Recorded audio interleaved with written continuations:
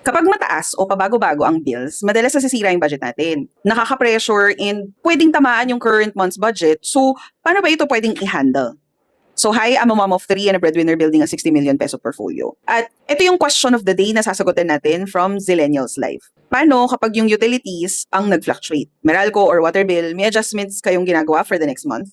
Technically, sa summary talaga namin sa expenses, may mga bills na pumapasok na siya sa next month's expenses. For example, yung June consumption namin ng electricity, papasok na siya sa July kasi end of the month pa dumadating yung bill. So, kung babalikan natin yung June namin na consumption, nagkaroon kami ng aberya doon, which is yung solar panel system namin, namatay siya for several days at hindi namin yun agad napansin. So, yung bill namin for that month ng kuryente, which is usually ang ina-expect lang talaga namin is less than 4,000 pesos. Kumbaga, hindi pa nga siya umaakit ng 3,500 Mga 3,100, 200 lang siya. Pero that month, umabot siya ng 4,700. And then, pumasok na siya dun sa July budget namin. Ngayon, kapag tumataas yung bill, madaling mag-panic or ma-stress. Pero in our house, we have a rule na bilang zero-based budget nga kami, hindi pwedeng maapektuhan yung next month's budget for this month's error.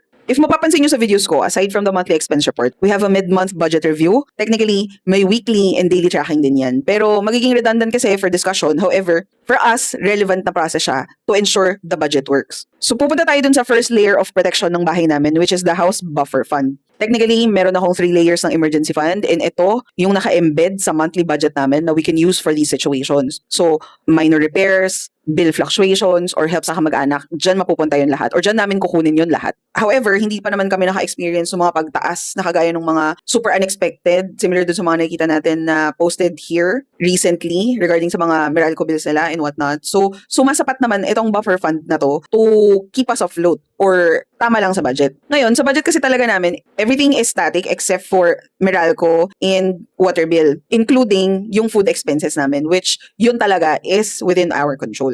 So, yun yung first layer ng buffer. Pag hindi namin na-utilize yung house buffer fund, any excess dun sa budget namin is split between investment and system recovery fund, another layer dun sa emergency fund namin. Remember, laging may layers. So anytime lumaki yung emergency, may layers pa din to protect. So kung titignan nyo, aside from the house buffer fund, meron pa akong cash reserves bago pa pumunta sa system recovery fund. I guess the bigger question is, paano namin na-maintain yung prioritization? Kasi it would seem na parang wala kaming ibang ginagastusan except for needs and a few things, despite yung medyo na-point out sa amin na malaki naman yung combined monthly salary namin. I think that's coming from our experience. Lumaki kasi kaming kahit yung basic needs namin on certain days can be threatened. For example, pwedeng walang iuwing sweldo yung daddy ko when I was younger, so that would mean may hirapan kaming i-survive yung buwan na yon kahit basic needs lang. I also saw my mom na nagmamakaawa sa mga puputol ng kuryente namin or tubig while promising na magbabayad. Minsan mapapagbigyan, minsan hindi, pero the fact na she already lost her pride in doing so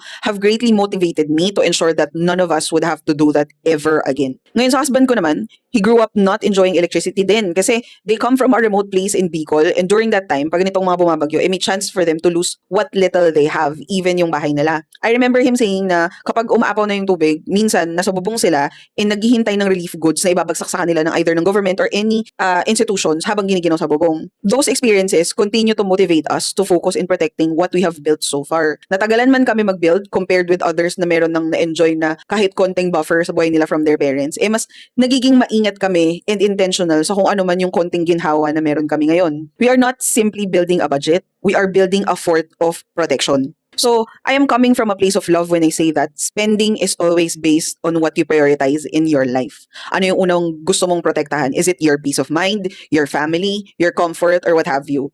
Kayo groupmates, paano yung hinahandle kapag biglang tumataas yung mga bills nyo sa bahay? Let me know in the comments below and that's the update for today, groupmates. See you on the next one.